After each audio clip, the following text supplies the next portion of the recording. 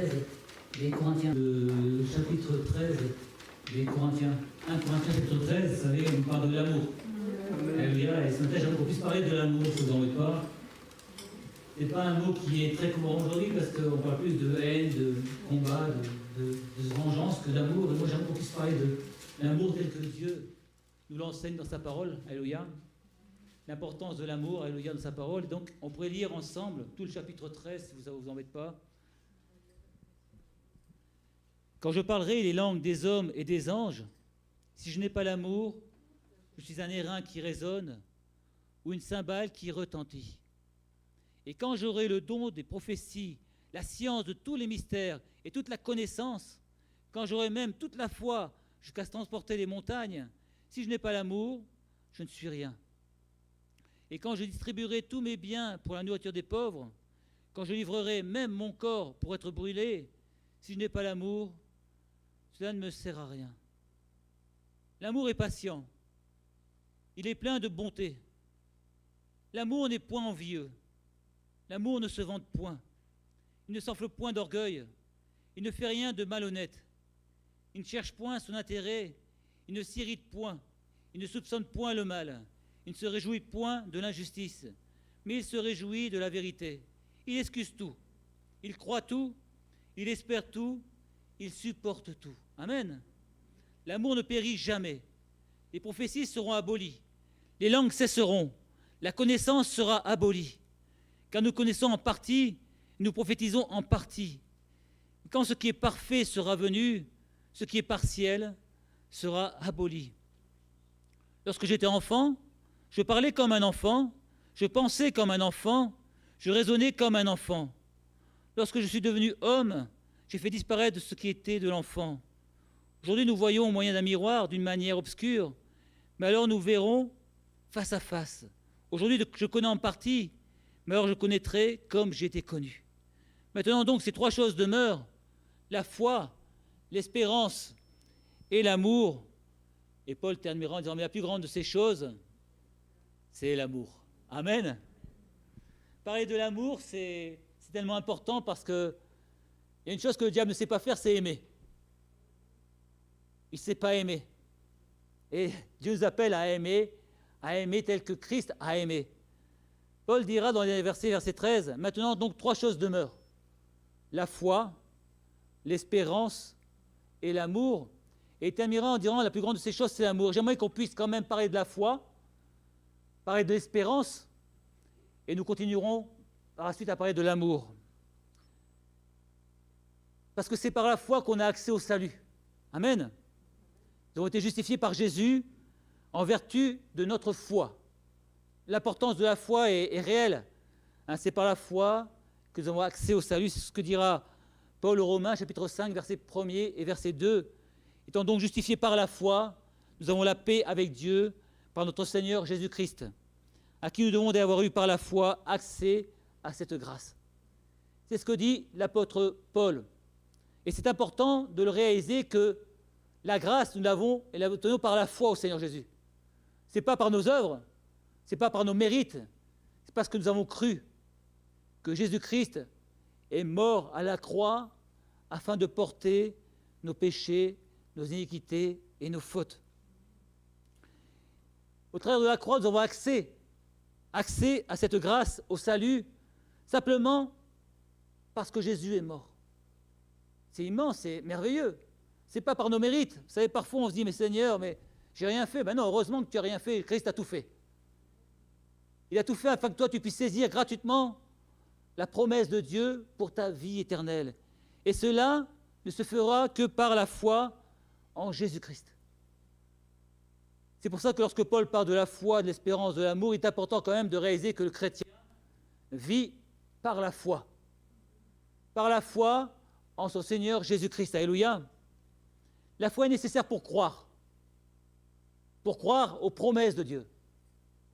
La parole dit que sans la foi, il est impossible d'être agréable à Dieu. L'importance de la foi est là, parce que Sarah, c'est par la foi qu'elle a cru qu'elle pourrait avoir un enfant, parce que Dieu lui a fait cette promesse. Et malgré son âge avancé, elle a saisi cette promesse.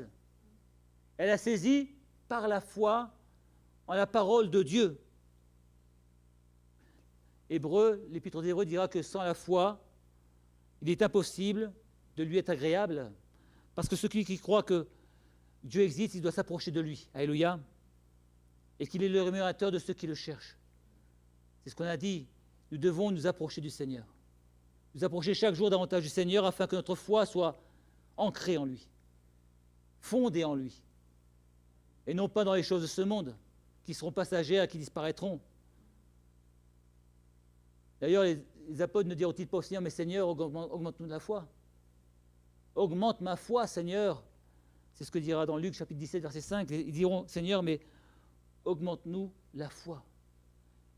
Et l'Épître aux Hébreux dira que la foi, c'est une ferme assurance des choses qu'on espère. Et une démonstration de celles qu'on ne voit pas. La foi, de même de notre salut, est indispensable pour notre marche de chaque jour. Je ne peux pas marcher sans la foi. Je ne peux pas continuer à vivre ma vie de chrétien sans la foi. Ma foi, c'est ce qui me pousse à aller de l'avant. C'est ce qui renouvelle mon cœur, mon âme, savoir que le Seigneur est là, savoir que je ne suis pas seul, c'est savoir qu'il est avec moi chaque jour, quels que soient mes problèmes, quelles que soient mes joies aussi, parce qu'il est là dans la joie, il est présent, le Seigneur, et notre foi peut s'exprimer dans la joie, par la louange, l'adoration. Je pense que j'étais étonné au départ, vous savez, il y a quelques années, quand j'ai eu, mais Seigneur, la foi, c'est plus important que l'amour. Je me disais, mais... Et pourtant, l'apôtre Paul mettra l'amour au-dessus de la foi. C'est extraordinaire. C'est par la foi que j'ai cru, pourtant il me dit, mais c'est plus important d'aimer. Et on verra pourquoi après l'importance de l'amour par rapport à la foi. Je ne veux pas m'étaler plus sur la foi parce que le but de ce message de ce matin, ce n'est pas de parler tellement de la foi, mais de l'amour. Par contre, j'aimerais quand même parler de l'espérance. Parce que l'apôtre Paul dira, il y a la foi, l'espérance et l'amour. Alléluia. L'espérance nous permet de cheminer, de persévérer vers le but que l'on s'est fixé. Et la parole nous dira les regards fixés sur cette espérance. Cette espérance, c'est comme une terre promise pour nous. Notre espérance, c'est quoi? Mon espérance ce matin, qu'est-ce qu'elle est? C'est bien d'être un jour au ciel avec le Seigneur. Amen.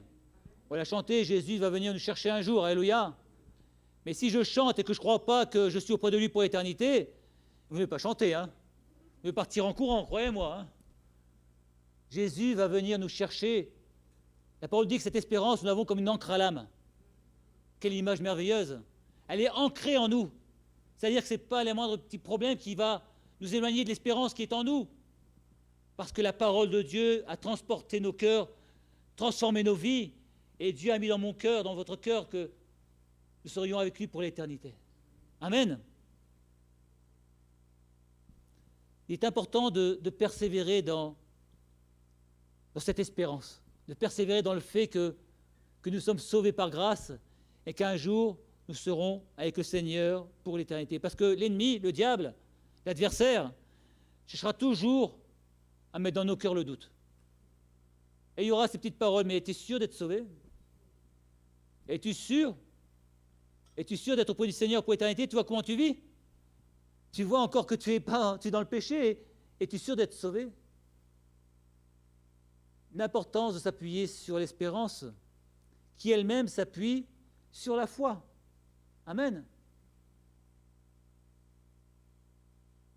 Je pense qu'il est important pour le chrétien de garder notre espérance intacte. Elle nous aidera à aller au bout de notre marche. Parce que la parole dit que la marche du chrétien, c'est un combat. C'est le combat de la foi et il nous faut vraiment être renouvelés, sûrs de l'endroit où on veut aller pour l'éternité. Sûrs de savoir où nous irons pour l'éternité. Ce matin, es-tu sûr de savoir où tu iras pour l'éternité? Est-ce que cela est vraiment clair dans ta tête, dans ton cœur? Est-ce qu'il n'y a rien qui puisse te faire douter de la bonté du Seigneur à ton égard? De la bonté du Seigneur pour ta vie, pour ton éternité. Ce matin, c'est important de le réaliser. Parce que la foi, parfois, elle chancelle. Je ne sais pas si la vôtre chancelle, la mienne chancelle parfois de fois. Parfois, je commence à dire, mais Seigneur, pourquoi ceci, pourquoi cela? Et dès qu'on met des pourquoi avec le Seigneur, c'est quelque part, ça chancelle. Si nous appuyons sur l'espérance, si nous appuyons sur le Seigneur, même si notre foi est chancelle, notre Seigneur nous affermira de nouveau dans la foi. Amen. Cette espérance est une promesse du Seigneur pour ta vie, pour ma vie. Mais qu'est-ce qu'on va faire des promesses du Seigneur? Qu'est-ce que tu vas faire ce matin de la promesse du Seigneur pour la vie éternelle? Je n'ai pas voulu être trop loin pour parler de la foi et de l'espérance parce que je voulais surtout m'attacher à parler de l'amour. C'est bien un peu ce que nous dit Paul au travers de ce chapitre 13, l'amour. Paul nous montre au travers de ce chapitre l'importance et la primauté de la vertu qu'est l'amour.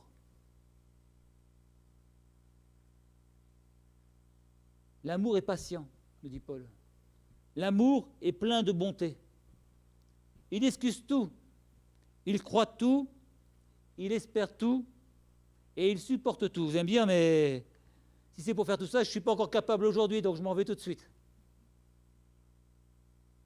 On n'est pas encore.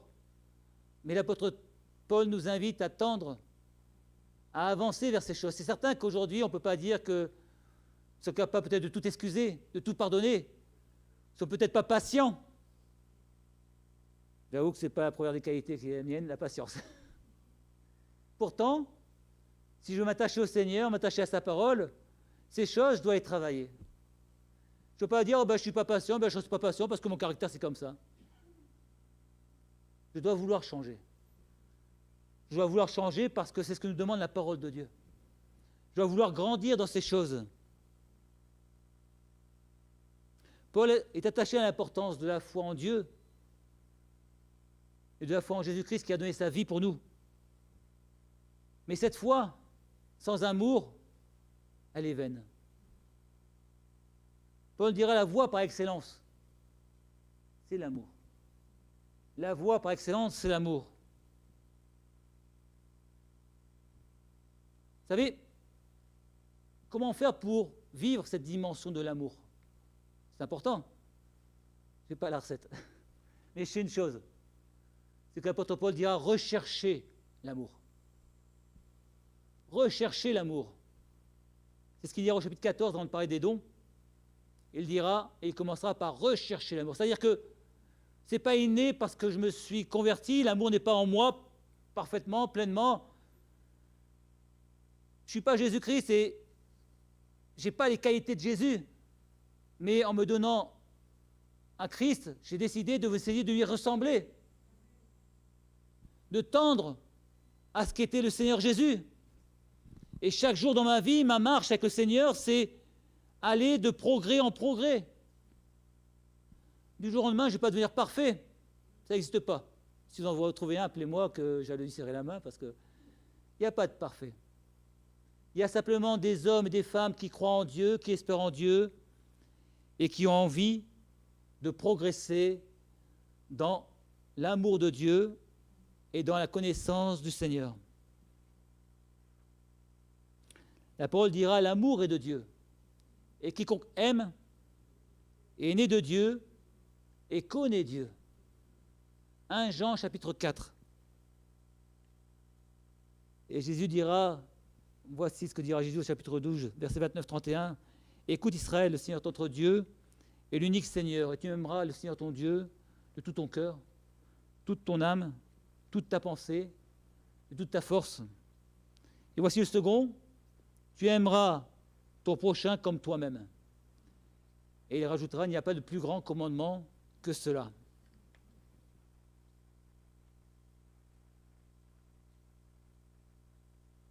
Il est fondamental d'aimer. On ne peut pas vivre une vie de chrétien sans aimer. C'est ce que nous dit Christ. Il dit d'aimer son prochain, mais comme qui? Comme soi-même. Alors je me suis posé la question, vous savez, moi j'aime bien poser des questions parce que c'est comme ça que j'ai des réponses.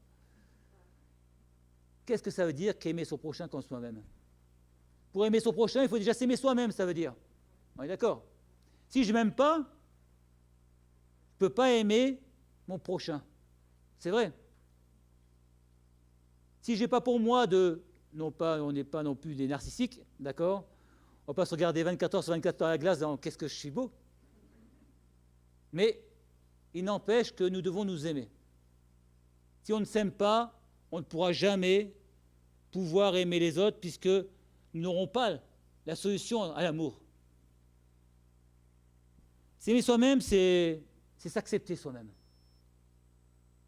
Tel qu'on est, ne pas vouloir envier ou ressembler à d'autres. Vous savez, il y a des gens qui disent, tiens, mon modèle c'est lui, je voudrais me ressembler à lui, un tel. Notre seul modèle, c'est le Seigneur Jésus-Christ. Et le seul modèle, il n'y en a pas d'autre. Vous savez, des hommes et des femmes sont tombés dans leur foi parce qu'ils ont cru à d'autres modèles qu'à Jésus-Christ. Le seul à qui nous devons ressembler, c'est Jésus-Christ. Et la parole nous dira, ayant les regards fixés sur Jésus, qui suscite la foi. Nous devons tous les jours de notre vie avoir les regards fixés sur Jésus. Alors pourquoi s'aimer? Parce que le Seigneur nous dit que lorsque nous sommes venus à lui, en Christ, nous sommes devenus une nouvelle création, une nouvelle créature. C'est vrai, hein, c'est écrit, 2 Corinthiens 5, 17. Croyez-vous que Dieu, en faisant de nouvelles créatures, ne les ait pas faites belles? Moi, je ne crois pas. J'imagine qu'au travers de Christ, Dieu va me voir beau, rempli d'amour, de charité, de bonté. Moi, je le crois parce que c'est comme ça que le Seigneur nous a changés, transformés. Je pense que s'aimer soi-même, c'est réaliser que notre vie passée a été changée, transformée. Que mes péchés ont été pardonnés. C'est ce qui empêche les gens de s'aimer soi-même, c'est qu'ils vivent toujours avec le passé. Vous voyez, Seigneur, dans ma vie, il y a eu ça, il y a eu ça, il y a eu ça. Et puis ces choses-là, je n'arrive pas à m'en dépêtrer. Quand on vit avec le passé comme un poids, on ne pourra jamais avancer. Si on veut naviguer dans une barque, il faut lever l'ancre. D'accord? Et si on reste amarré au port, on ne pourra jamais naviguer. Bien souvent, les chrétiens veulent naviguer dans la foi, mais ils sont toujours amarrés à leurs problèmes passés. Et ils vivent avec ça constamment. La parole nous dit que si nous sommes en Christ, nous sommes une nouvelle création, une nouvelle créature. Dieu nous a pardonnés. Dieu nous a lavés. En lui, nous sommes changés, transformés. Et en lui, Dieu nous voit comme nous ne pouvons pas nous voir au travers d'un miroir. Mais Dieu nous voit ainsi. Et si Dieu me voit ainsi, je peux comprendre et commencer à pouvoir m'aimer moi-même. Si je me regarde avec les regards de Jésus-Christ. Et non pas mon propre regard. S'aimer soi-même, c'est être en paix avec soi-même. Et la seule manière pour nous d'être en paix, c'est au travers du sang de Jésus, au travers du pardon de nos péchés. La parole nous dit qu'il est notre paix, lui qui a renversé les murs de séparation. C'est se respecter soi-même, tel que nous sommes, notre manière d'être, notre manière de vivre, notre manière de nous nourrir, notre manière de vivre chaque jour, c'est se respecter soi-même. Si on se respecte soi-même, on respectera les autres de la même manière. C'est ne pas se dévaloriser. Vous savez, c'est le chrétien, c'est quelque chose de merveilleux. On se dévalorise toujours pour croire qu'on est humble. Mais c'est de la fausse humilité. Nous sommes ce que nous sommes, et ce que nous sommes a été permis par le Seigneur. J'ai mes qualités, j'ai mes défauts, et ce que je veux mettre en avant, c'est comment, avec ce que le Seigneur m'a donné, je peux le servir mieux et davantage. Et ne pas dire, je suis bon à rien, je ne peux rien faire. Non, ce n'est pas vrai. Nous sommes tous changés, transformés, parce que Christ a touché nos cœurs et a touché nos vies. Et dernière chose, se pardonner, comme Christ nous a pardonné. C'est dur, vous savez, parfois, parce qu'on se reproche des choses qu'on n'a pas pu faire, qu'on ne pourra plus jamais faire, parce qu'elles ont eu lieu il y a des années, et c'est là, en nous, comme un poids sur notre cœur, comme quelque chose qui nous empêche d'avancer encore, et on se dit, mais Seigneur, je ne pourrai jamais résoudre ces choses-là, c'est impossible, il y a des choses qu'on ne peut plus résoudre, parce que les gens à qui on a fait du mal ont disparu peut-être, on ne pourra plus, et on ne se pardonne pas. Et c'est toujours là un poids, et ça nous empêche de rentrer dans la dimension de l'amour, tel que le Seigneur veut que nous vivions cet amour. Il nous faut cesser de dévaloriser l'image que nous avons de nous-mêmes. Sinon, nous dévalorisons l'image que Christ a de nous, inévitablement. C'est David qui dira, je te loue, Seigneur, de ce que tu as fait de moi, une créature si merveilleuse. Amen. Tes œuvres sont admirables, il dira, et mon âme le reconnaît bien. Psaume 139, verset 14.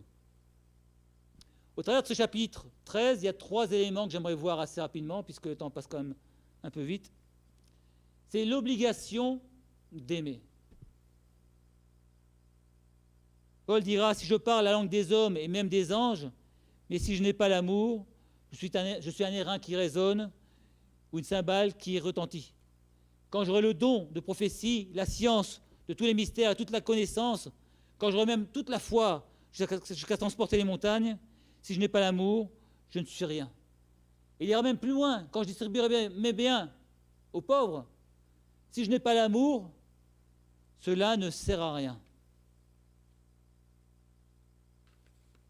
L'importance de pouvoir mettre l'amour en premier, de pouvoir dire que même si on recherche les dons, même si dans nos vies on veut rechercher les choses qui concernent le royaume de Dieu, tout doit se faire sur la base de l'amour. Tout doit se faire en fonction de ce que le Seigneur nous a demandé et nous a donné. J'ai perdu ma page, c'est pour ça, je l'ai retrouvé. Paul dira aux Colossiens, tout ce que vous faites, faites-le de bon cœur, comme pour le Seigneur, et non pour les hommes. Et il dira aux Philippiens, ayez les sentiments qui étaient en Jésus-Christ. Même si les dons sont authentiques, si les dons sont une vraie bénédiction pour l'Église, et ils le sont, alléluia,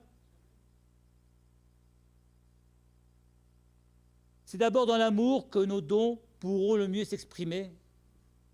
C'est dans l'amour que les dons pourront prendre leur véritable valeur et valeur spirituelle.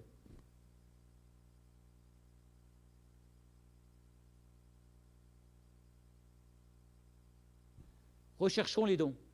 Mais pourquoi voulons-nous exprimer et rechercher les dons? Quelle est notre motivation profonde? Est-ce que je recherche les dons pour moi, pour mon orgueil, disant « Tu vois, Seigneur, j'ai reçu de toi » ou est-ce que je recherche les dons pour l'édification du corps de Christ? Est-ce mon intérêt que je recherche ou l'œuvre de Dieu, l'intérêt de l'œuvre de Dieu? Pourquoi est-ce que je fais des dons? Est-ce parce que je veux avoir bonne conscience? Ou est-ce parce que dans mon cœur, il y a de l'amour? Il y a de l'amour tel que Jésus a aimé.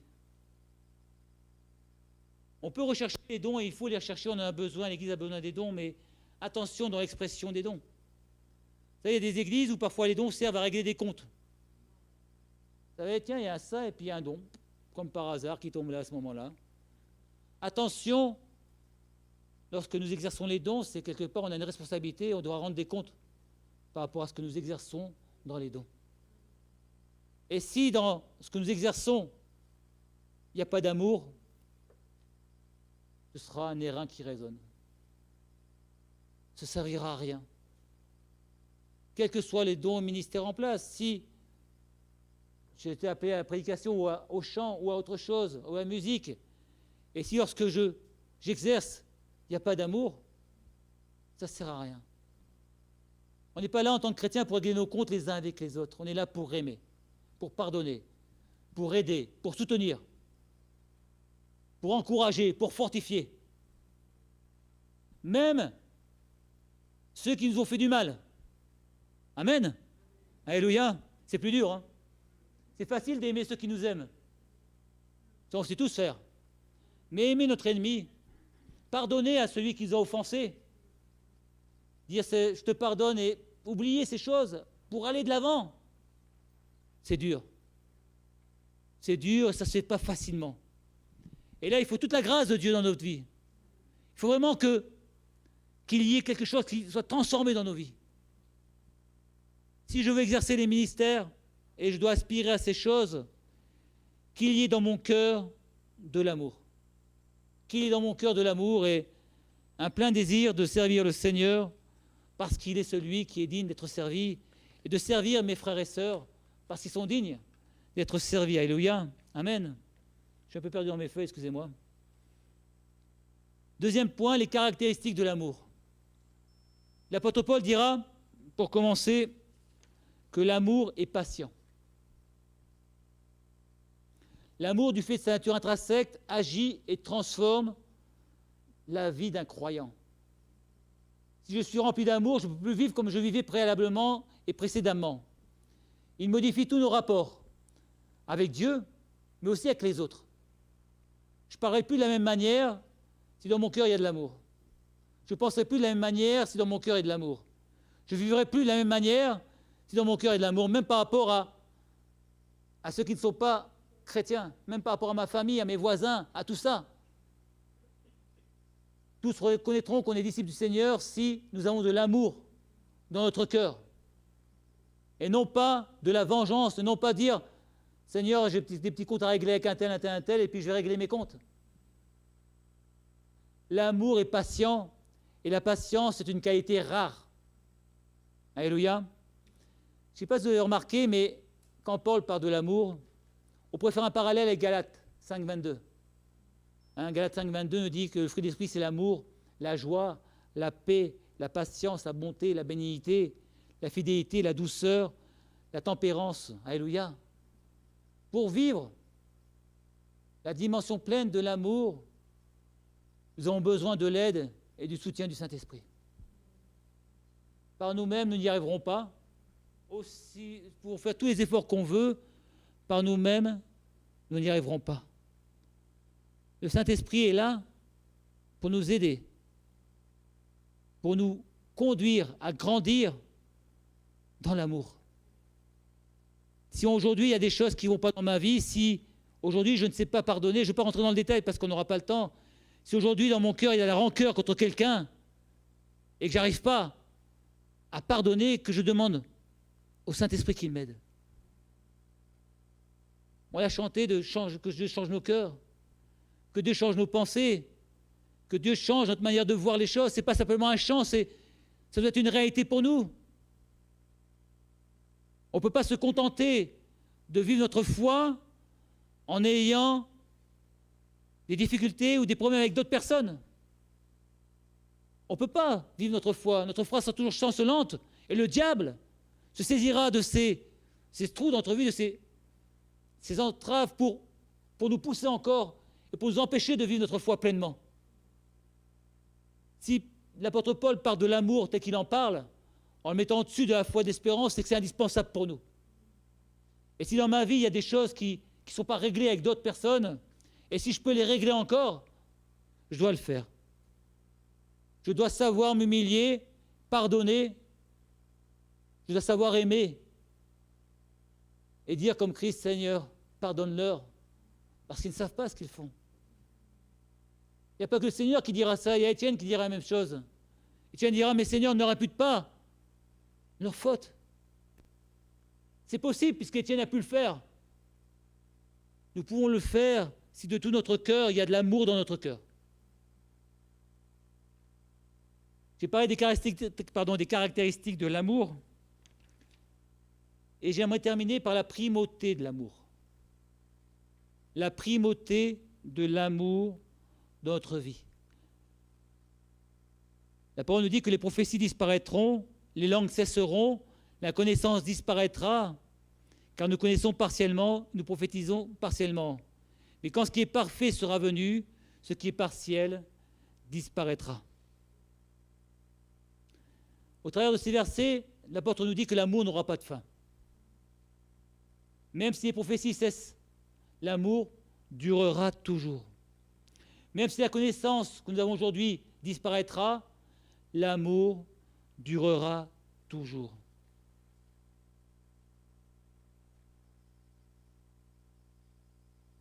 Elle dira que le jour où la perfection apparaîtra, ce qui est partiel disparaîtra. Dans l'éternité, j'espère que vous savez, on va aimer constamment. Passer notre vie à aimer. Alléluia. Passer notre vie à adorer le Seigneur. Alléluia. Comment puis-je adorer si j'aime pas? Comment puis-je adorer si dans ma vie il n'y a pas de l'amour? Alléluia.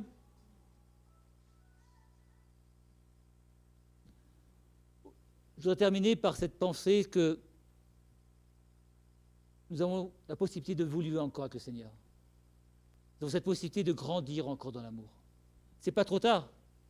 Quelle qu'ait été notre vie, quelle que soit notre vie aujourd'hui, la parole nous rappelle que Dieu ne change pas, qu'il est fidèle, et que le désir de son cœur, c'est que nous puissions aimer. Si nous voulons sauver des hommes et des femmes, nous devons les aimer. Si nous voulons sauver notre conjoint, nous devons l'aimer, même si celui-ci est irascible. Si nous voulons sauver nos enfants, il faut les aimer. Je peux prier pour mon voisin, si je ne l'aime pas, quel intérêt? Quel intérêt? Je veux d'abord l'aimer. Après, je peux prier pour lui, et non pas l'inverse. Si je prie et que je ne crois pas à ce que je demande à Dieu, ça ne sert à rien. Seigneur, sauve-le, mais je n'ai pas envie de le voir dans l'église. Ce serait un peu vrai ça. Non, Seigneur, il a besoin de toi. Sauve-le parce qu'il a besoin de venir à toi. Et après, ensemble, on pourra avancer, progresser notre vie spirituelle. La plus grande des choses, dit Paul, c'est l'amour. Et ce matin, je pense que chacun d'entre nous en a besoin peut-être de remettre notre vie devant le Seigneur, de regarder à ce qui n'est pas encore à sa gloire, ce qui ne va pas dans nos vies, à lui demander, Seigneur, peut-être qu'aujourd'hui, apprends-moi à aimer. Et comme ce cantique nous dit, viens m'apprendre à t'aimer, ainsi qu'au ciel on t'aime. Que le Seigneur, ce matin, puisse nous apprendre à aimer comme lui a aimé. Alléluia. Amen. Seigneur notre Dieu, nous sommes là ce matin devant toi et au travers de ta parole, nous réalisons combien nous avons besoin de progresser dans l'amour. Nous voulons vraiment mettre nos vies devant toi, te demandant pardon pour toutes les fois où nous avons manqué d'amour, toutes les fois où nous avons manqué de douceur, de patience, de bonté, de miséricorde. Seigneur, notre vie, c'est toi, notre force, c'est toi, notre espérance, c'est toi, c'est vrai, et notre désir, c'est bien de te plaire, même si la chair a des désirs contraires à ceux de l'esprit, nous voulons vraiment grandir dans ces choses qui concernent ton royaume. Seigneur, ce matin, aide-nous. Aide-nous vraiment à réaliser ta parole. Aide-nous à réaliser combien tu veux que nous grandissions dans l'amour. À réaliser que sans amour, nous ne sommes rien. À réaliser que si nous n'avons pas aimé comme toi tu aimes, notre vie sera toujours vaine et imparfaite. Ce matin, Seigneur, ensemble, nous te demandons de grandir dans ces choses et de nous aider à les mettre en pratique, à les appliquer chaque jour dans notre vie afin que ton nom soit glorifié et magnifié. Amen, gloire à Dieu. Alléluia.